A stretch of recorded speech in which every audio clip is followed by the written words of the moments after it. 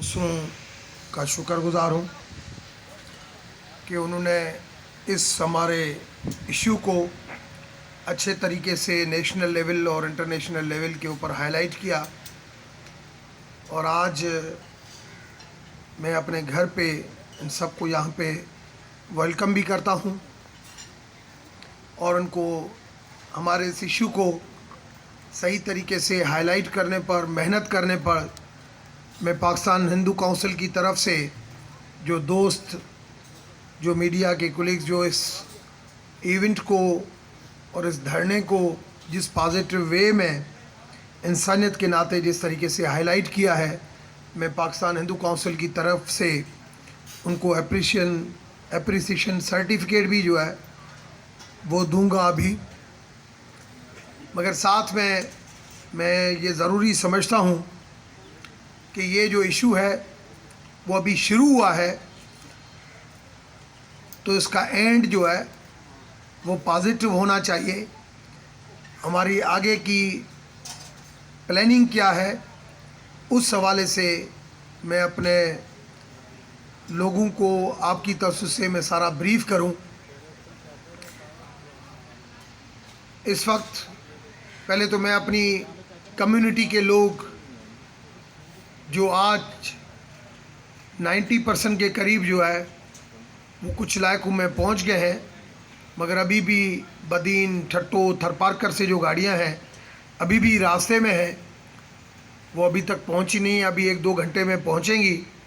मगर जिस जोश और जज्बे के साथ जो एक 6 घंटे की काल के ऊपर हज़ारों के हिसाब से जो लोग वॉलंटरली जो यहाँ पे आए थे मेरे एक कहने के ऊपर, मैं उनका दोबारा शुक्रिया अदा करूँगा कि उन्होंने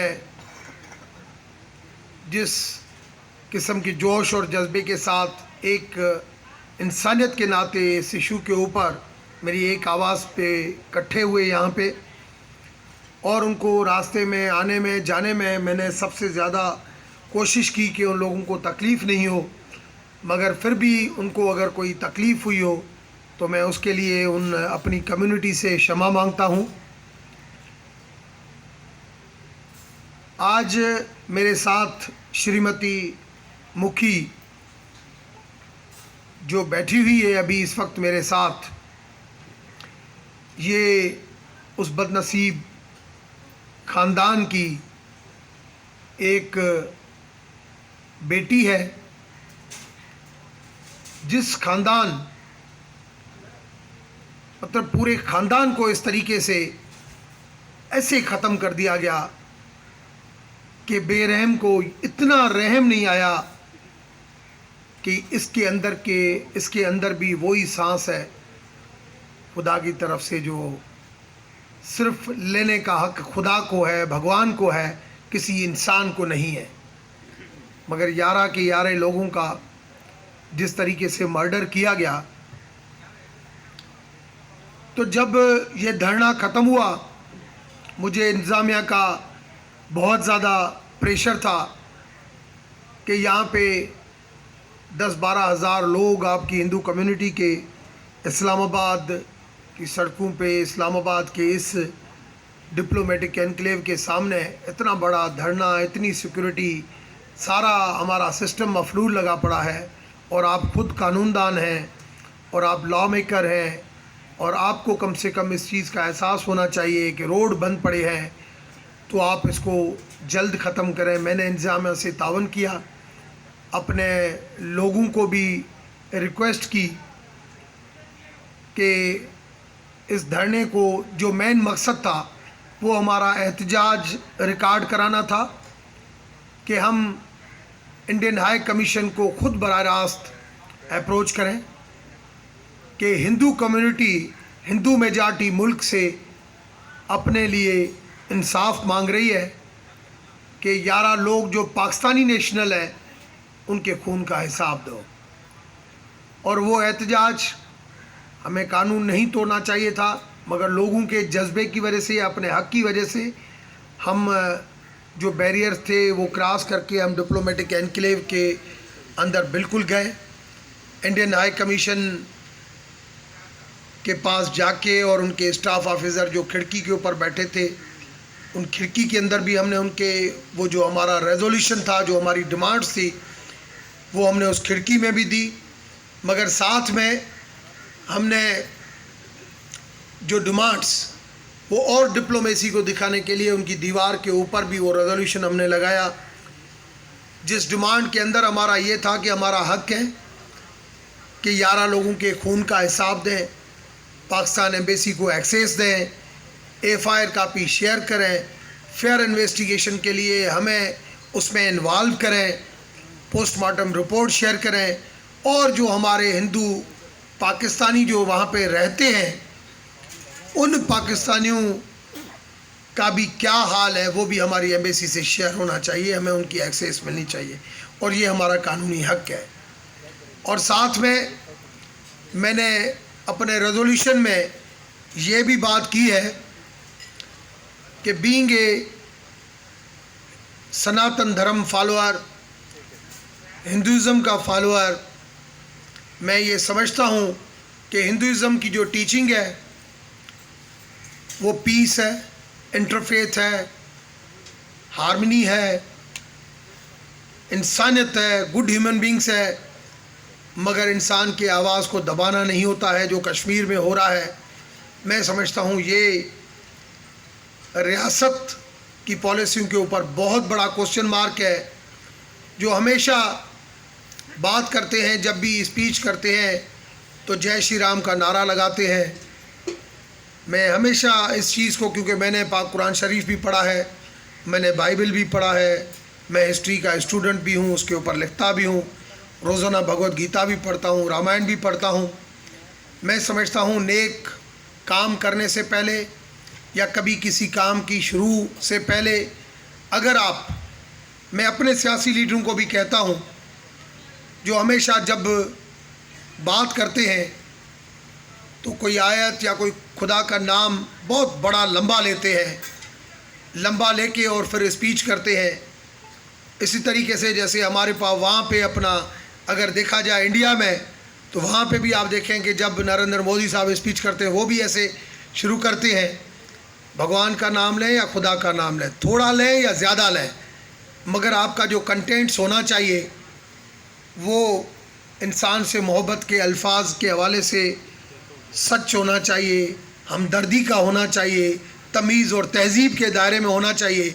नहीं तो मैं समझता हूँ कि अगर कोई भी लीडर इस किस्म की बात करता है, मगर वो शुरुआत से पहले अगर खुदा का नाम लेता है, भगवान का नाम लेता है, तो मैं समझता हूँ वो उसकी भी तौहीन करता है।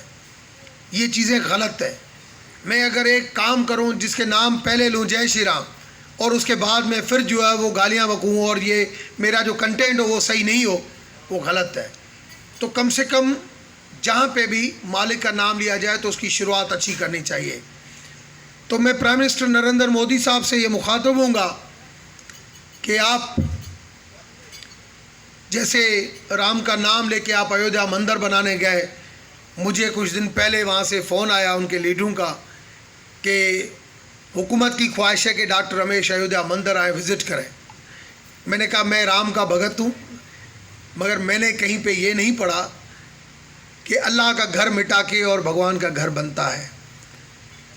अल्लाह भी एक है, ईश्वर भी एक है, भगवान भी एक है, तो ऐसे हम क्यों कर रहे हैं? यही सुप्रीम कोर्ट है जो हमारे माइनॉरिटी के राइट्स के लिए लड़ रही है, और वो भी सुप्रीम कोर्ट है जो इस हवाले से जजमेंट दे रही है कि आप उसको तोड़ दो और नया घर बना दो। मैं समझता हूँ ये चीज़ें नहीं होनी चाहिए। या कश्मीर के हवाले से 450 दिनों से जिस तरीके से बंद पड़ा है, लोगों की आवाज़ को दबाया जाता है, ये इंसानियत के ख़िलाफ़ हैं चीज़ें। ये मैंने सारी रेजोल्यूशन के अंदर बातें लिखी हैं, ये मेरी डिमांड्स हैं। इवन समझौता एक्सप्रेस, अब हिस्ट्री को हमें चेंज करना है। अब ये 74 साल बहुत कुछ हो गया। अगर हमारी भी कमज़ोरियाँ होंगी, हमारी तरफ से भी होंगी, उन सारी कमज़ोरियों को बैठ के दूर करने के लिए तैयार हैं, मगर उनके लिए आपको जो इंटरनेशनल कवानीन है उसको फॉलो करना पड़ेगा, इल्ज़ामबाजी से निकलना पड़ेगा, नीयत को साफ़ करना पड़ेगा, नेक नीयती को इख्तियार करना पड़ेगा, सच्चाई के रास्ते के ऊपर चलना पड़ेगा, धर्म के रास्ते के ऊपर चलना पड़ेगा। तो ये खिता जो महात्मा गांधी का ख्वाब था, जो कायदे आज़म मोहम्मद अली जिन्ना का ख्वाब था, जो पंडित जवाहरलाल नेहरू का ख्वाब था, कुछ देर नहीं लगेगी ये चीज़ें होने में। इस हवाले से कभी न कभी कोई टर्निंग पॉइंट होती है जो आदमी को दुरुस्त रास्ते के ऊपर लेके आती है। आज वक्त है प्रायश्चित का कि इंडियन गवर्नमेंट चाहे सिटीज़न एक्ट बनाए, लोगों को बेवकूफ़ बनाए, मगर आज ये 8 साल से रहने वाला ख़ानदान को जिस तरीके से मर्डर किया गया और उनको नेशनलिटी नहीं दी गई, ये यहाँ पे इसका पोल पधरा कर रहा है कि आया ये सिटीज़न एक्ट हकीकत थी या बेवकूफ़ बनाना था। या आर्टिकल 35, 370 करके कि हम कश्मीरियों के लिए बहुत कर रहे हैं, मगर उधर कश्मीरियों के साथ जुल्म करना या टार्चर करना ये बता रहा है कि कश्मीर के अंदर इंसानियत हो रही है या इंसानियत के उल्टा जो है वो जुल्म हो रहा है। ये चीज़ें कभी छुपती नहीं है नेशनल और इंटरनेशनल मीडिया के अंदर। एक तो प्रायश्चित करें, इन दोनों चीज़ों को रिवर्ट करें और इन ख़ानदान का हिसाब दें। मगर फिर भी ये तो है, मेरी रिक्वेस्ट है, गुजारिश है। मुझे पता है कि ये 9 अगस्त को जब ये इवेंट हुआ, 10 अगस्त को जब मैंने ये नोटिस में लाया, 1 महीना पहले ज़ाया किया, 1 हफ़्ता फिर हमने इंडियन एनवॉय को बुलाया, मगर फिर भी ये मसले का हल नहीं निकला, तो हमारी स्ट्रगल यहाँ पे ख़त्म नहीं होनी चाहिए। हमें पैरेलल काम करना चाहिए। जैसे मैं कश्मीर के हवाले से हमेशा कहता हूँ कि कश्मीर के हवाले से हमने बहुत कुछ किया है कि कश्मीर की स्ट्रगल को ज़िंदा रखा है, मगर 73 साल में जो कश्मीरी खुद जो अपनी स्ट्रगल के लिए कर रहे हैं, उसकी बनस्बत जो पाकिस्तान को हमको जो करना चाहिए, हमने उसके अंदर सिर्फ 5% किया है। अगर हम उसमें 100 की जगह पे 150% करते तो आज कश्मीर एक इंडिपेंडेंट और आज़ाद मुल्क होता। जो हम कश्मीरियों को हक हम दिलाते रहे, मगर उसके अंदर हमारी भी कमज़ोरियाँ हैं, उसको भी हमें दुरुस्त करना पड़ेगा। तो इस स्ट्रगल को हर पैरेलल तरीके से चलाने के लिए एक मैं डायरेक्ट मुखातब हूँ प्राइम मिनिस्टर नरेंद्र मोदी से कि मेहरबानी करके हिंदुज़म को, सनातन धर्म को, रामायण को फॉलो करें और इंसान से मोहब्बत करें। सारे इंसानों के अंदर एक ही खुदा की तरफ से सांस बसता है। उनको इस तरीके से अपने ऐसे मकासद के लिए यूज़ नहीं किया जाए कि आप एजेंसियां ये कहें कि आप जासूसी करो पाकिस्तान के ख़िलाफ़ तो आप हमारे लिए अच्छे हैं, वरना अगर आपको हमने अप्रोच किया और जासूसी नहीं करते हैं तो आपको हम मार देंगे क्योंकि आपको पता चल गया है। ये अब इकट्ठी चीज़ें नहीं चल सकती। वक्त बदल चुका है, अपने आप को तब्दील करें। तो जब ये धरना ख़त्म किया तो मेरी बहन श्रीमती मुखी मेरे साथ बैठी है। मुझे कहा कि आप ये ख़त्म करें, मुझे इंसाफ नहीं मिला है, मैं तो नहीं जाऊंगी ऐसे। मैंने उनको कहा कि बहन, मसला ये है कि आप के साथ इंसाफ का 10 अगस्त से ये बेड़ा उठाया है, उस दिन से मैं इसके लिए स्ट्रगल में लगा हुआ हूँ और इस इशू को मैं ऐसे ख़त्म होने नहीं दूंगा। मगर इस वक्त इंतज़ामिया का बहुत ज़्यादा प्रेशर है। हमने डिप्लोमेटिक एनक्लेव के अंदर जाके इंडियन हाई कमीशन को ये नोटिस दिया है। आगे इसको हम और तरीके से, लीगल तरीके से देखेंगे। मैंने आज, क्योंकि मैं खुद भी सुप्रीम कोर्ट में 18 साल से खुद मुख्तलिफ ह्यूमन राइट्स केसेस में पेश होता रहता हूँ। 19 जून 2014 की जो जजमेंट है वो भी मेरे आर्ग्यूमेंट्स के ऊपर आई है। मैं लीगल इश्यूज़ को बहुत अच्छे तरीके से जानता हूँ और आज मेरी कुछ एक्स जज साहिबान से भी और कुछ वकला से मेरा डिस्कशन भी हुआ कि मैं इसको international court of human right justice के पास मैं चाहता हूं कि ये केस जो है वो डिस्कस हो और वो हमें इंसाफ दिलाए। उस हवाले से मैं एक तो आपकी तरफ से हमारी पाकिस्तान की सारी वकला बरादरी, हमारी पाकिस्तान की हाई कोर्ट्स और सुप्रीम कोर्ट की बार, उनको और हमारे पाकिस्तान के सारे जज साहिबान को, क्योंकि हर जज साहिबान वकला सारे आपस में इंटरनेशनली भी रिलेटेड होते हैं, उनकी अप्रोच होती है कि इस केस को इसका इंसाफ भी मिलना चाहिए और साथ में ये केस एक ऐसी टर्निंग पॉइंट हो जो इस खित्ते के लिए, पूरी दुनिया के लिए, दो एटमी पावर के बीच में ये एक ऐसी टर्निंग पॉइंट हो जो कश्मीरियों को भी हक दे और आगे भी बढ़े, और हमें इसको यहाँ से स्ट्रगल को शुरू भी करना चाहिए। मेरी इस हवाले से आज मेरी मुलाकात हुई president supreme court bar association से कल्बे हसन साहब से। उनसे भी मैंने रिक्वेस्ट की कि सर, सुप्रीम कोर्ट में हम एक पिटीशन चाहते हैं कि हम दाखिल करें और 184(3) के तहत कि हमारे आर्टिकल 9 की यहाँ पे वायोलेशन हुई है। राइट टू लाइफ जो है वो उसको विदाउट एनी रीज़न उनको ख़त्म किया गया है, उनको मर्डर किया गया है। Being a Pakistani passport holder, ये हमारी जुरिडिक्शन होती है कि हम इस इशू को हमारी हायर कोर्ट के पास लेके जाएं, हाई कोर्ट के पास, सुप्रीम कोर्ट के पास। ये है कि इस इशू को उठा के डिस्कस भी कर सकता है, सुन भी सकता है, अपनी कोई डायरेक्शन भी दे सकता है। तो मैं बहुत शुक्रगुजार हूँ सुप्रीम कोर्ट बार एसोसिएशन के सदर का। उन्होंने कहा कि मेरी हमदर्दियाँ आपके साथ हैं, आपके हक के लिए, आपको इंसाफ दिलाने के लिए मैं अपनी आज ही लीगल टीम को लगाता हूँ और इस हवाले से हम एक फ्रेम बनाते हैं कि किस तरीके से इस केस को लीगल तरीके से मैं पहले देखूं और सुप्रीम कोर्ट में किसे अप्रोच करनी है, किस तरीके से उसको हम बिल्कुल उठाएंगे आपको जस्टिस दिलाने के लिए। और साथ में हमने बहुत तावन किया अपनी इंतज़ामिया से, अपनी गवर्नमेंट से। नहीं तो ये धरना जिस तरीके से लोग मेरे आए थे 6 घंटे की काल के ऊपर वॉलंटरीली आए थे, कोई जाने के लिए तैयार नहीं था। उन्होंने कहा हमारे पास तो वैसे ही गर्मी है, अब इस्लामाबाद पहुंच गए, हम 2-3 दिन यहाँ पे बैठे हैं, कोई मसला नहीं है, जब तक आपका हुक्म हो। मैंने कहा नहीं, हम कभी ये नहीं चाहेंगे कि 2 रोड बंद हो और लोगों को और हर बंदे को यहाँ पे हमारी वजह से तकलीफ़ हो। हम तो कोई तकलीफ़ में हैं तो उसकी तकलीफ़ दूर करने के लिए बैठे हैं, यही हमें नसीहत मिली है, यही हमारा फ़र्ज़ है, मगर किसी को तकलीफ़ में डालना हमारा फ़र्ज़ नहीं है। तो गवर्नमेंट से भी ये मेरी रिक्वेस्ट है कि इन 11 लोगों के मर्डर के हवाले से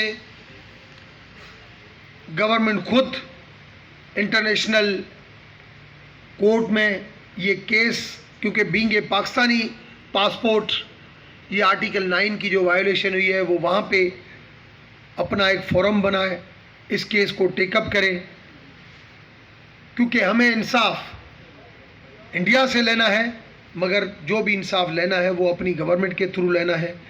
हमारी गवर्नमेंट ने पहले भी हमसे तावन किया है, आज फिर हम उनसे रिक्वेस्ट करेंगे कि इस केस को, जैसे माजी में समझौता एक्सप्रेस हो गया, क्योंकि उसको इस तरीके से फॉलो नहीं किया गया, नहीं तो वो भी एक बहुत बड़ा प्रूफ था, मगर ये केस इसको मैं खुद लीड कर रहा हूँ।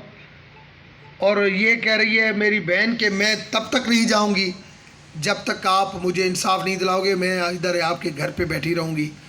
तो इस हवाले से मेरी जज साहिबान से भी, सारी बार के सदर साहिबान से भी और अपनी गवर्नमेंट से भी ये रिक्वेस्ट है कि हमें इंटरनेशनल कोर्ट में ये केस ले जाने में मदद की जाए और केस को लेके जाए और हमें इंसाफ दिलाया जाए और एक जो चेहरा है उनका भी बेनकाब हो और हमें और लोगों का भी वहाँ पे पता चले जो इस वक्त भी इन ऐसे झूठे बिलों के चक्कर में जो लोग वहाँ पे बैठे हुए हैं, किन हालात में हैं, किस हालात से वो गुज़र रहे हैं, उनका फ्यूचर क्या है।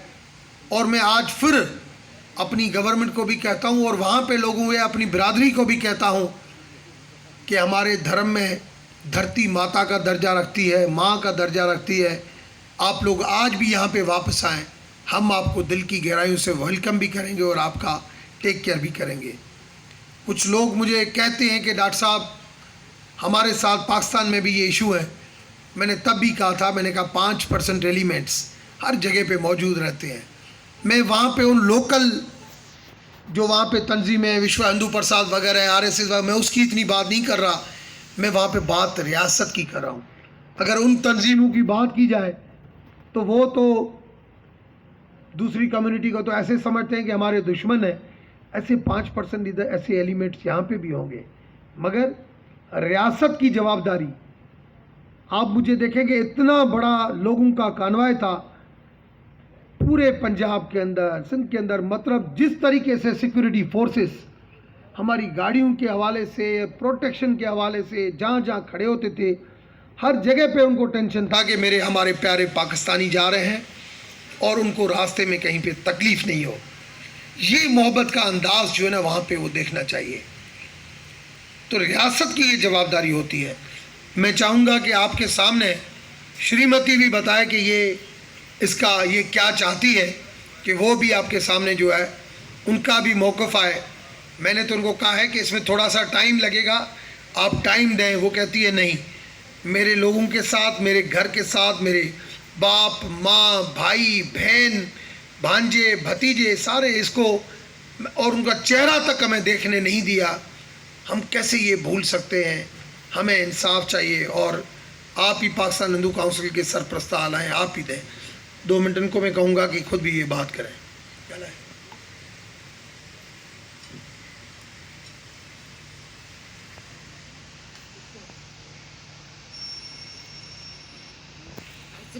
पाकिस्तान में वेठा आहियूं, असांजी न को का सरकार खां जहिड़ो आहे, न को भारत वारनि खां जहिड़ो आहे। असां इहो केस डॉक्टर साहब खे ॾिनल आहे। असांखे न इंसाफ़ थींदो जेसि हिते ई वेठा हूंदासीं, कंहिंखां पुछी वञनि। अॼु 6-7 ॾींहं इहा ई लिबास मूंखे आहे, न को कपिड़ो आंदो आहे, न को गंदी आंदी आहे। सॼे यार भाती पंहिंजे पाण खे केरु कोन थो मारे सघे। साबूत छा था ॾिसनि वञी, उन गंगा राम माड़ी खां पुछनि, दुर्गा मडम खां पुछनि, कानजी भील खां, मिठू भील खां पुछनि त साबूत छा आहे छा न आहे। तक मुंडा छो कोन ॾेखारिया, असांखे साबित ॾेखारी ना, कपिड़ो परे करे ॾेखारी ना, बंदि थी थियल हुआ थी वञी हुननि खे आग ॾेई छॾी। चओ अहिड़ी कहिड़ी सरकार खे मोदी खां इहो पुछा करे ॾियो। ऐं हिते ई वेठी आहियां, हिते ई इंसाफ़ न थींदो जेसिताईं आउं हिते ई वेठी हूंदसि। डॉक्टर साहब गॾु आहे, मूं हिन जे हथ में केस ॾिनो आहे, साबुत न वठणु ॾींदो वठे जेसिताईं आउं हिते ई वेठी आहियां। छो कोन असांखे ॾेखारियईं, सवला ॾेखारी न, छाला ख़ुदकुशी कंदा। पढ़िया लिखियो घर आहे, जाहिल घर कोन आहे। सभु ड्यूटियूं कंदा, न को बुख मरंदा, न को ॿिया हींअर 100 ॻाल्हियूं भले ठाहिनि। छो हिन जी मडम चए थी हिननि जी भारत में जा कोन आहे, मथे जा आहे। ॿी ख़लक जी जा आहे, सिर्फ़ु इन लक्ष्मी जे घर लाइ जा कोन आहे, भारत में मथे जा आहे बसि। 11 लोग गॾु भाइटिया भाणीजा सभिनि जी जा मञा मथे आहे। पोइ आहे बि नथा ॿुॾी मारो भारत वारा सभु। जी वरी भारत में कीअं जा आहे। हू पाण त बादशाहियूं हलाए पियो हुते दिल्लीअ में। हेठि वारनि खां पुछा वञी करे त थाणनि ते जा हिननि त छा थिए थो छा न थिए थो। 11 क़तल सवला कोन आहिनि कराइनि। अॼु कुतो बीमार थिए त हुनखे त केरु धकु हणी सघनि था त भई छा थिए थो कीअं थो लॻे। अॼु ज़ोरा मर्दी केरु बि मथां बीहंदा त पंहिंजो पाण सिर ख़तमु न केॾां वहा हूंदी त करे था सघनि। बाक़ी असांखे छो कोन ॾेखारीनि, सभु ॾेखारींदा आहिनि। तव्हांजे माण्हुनि ई कयो आहे। कहिड़ी दुश्मनी हुई हुननि कानजी भील खां, हिननि खां गंगा राम माड़ी खां पुछो त कहिड़ी दुश्मनी हुई। दुर्गा मडम खां पुछो त कहिड़ी दुश्मनी हुई। सो हिननि जी हिते जा कोन आहे, माने मथे जा आहे हिननि जी। हाणे वरी चिंथ साबूत कोन आहे। छो कोन आहे साबूत? साबूत सभु आहे। थाणे ते वञी पुछा कराए त साबूत आहे कोन आहे साबूत। इनकी जो इसने अपनी सिंधी ज़बान में बात की कि मेरी नहीं पाकिस्तान से कोई दुश्मनी है कि मैं यहाँ पे आके रोड के ऊपर लेट जाऊँ, नहीं मेरी इंडिया के साथ दुश्मनी है। मुझे सिर्फ़ ये चाहिए कि मेरे 11 लोगों को, ख़ानदान को इस तरीके से, मैं अकेली बहन यहाँ पे बेटी जो है, इनके भाई भी और बाप भी, उनको मारा गया। मैं अकेली पूरे ख़ानदान में रही हूँ और हमें वहाँ पे जो हमारे लोग थे, जो रिश्तेदार, उनको भी इनका चेहरा नहीं दिखाया गया। अगर उनके साथ आप कहते हैं उन्होंने अपने आप को सुसाइड किया, कत्ल किया। अगर कत्ल किया तो भी पोस्टमार्टम रिपोर्टें बतानी चाहिए, अगर अपना सुसाइड हुआ तो। मगर अगर कत्ल किया, आप ये मामा फिशी क्यों बना रहे हैं? आप जो रिश्तेदार हैं, जो मेरे रिश्तेदार हैं, जो वहाँ पे बैठे हुए हैं, जिनके ये नाम ले रही है, उनको भी आपने चेहरा उनका नहीं दिखाया कि उनका चेहरा भी कैसा था, क्या था। ये इतना जुल्म जो है, आदमी बोलती है कि कुत्ते को भी तकलीफ़ अगर होती है, इसकी जो सिंधी में ज़बान में थी, बेचारी देहात की रहने वाली है, कि अगर कुत्ते को भी तकलीफ़ होती है तो उसके लिए भी इंसान को थोड़ा सा रहम आ जाता है। मगर इस तरीके से मासूम बच्चों समेत 11 लोगों को कत्ल कर दिया, आपको ज़रा सा रहम नहीं आया। इस वजह से मैं यहाँ पे बैठी हूँ। जब तक मुझे इंसाफ नहीं मिलेगा तब तक मैं इसको नहीं छोड़ूंगी, मैं उसके लिए चलती रहूँगी।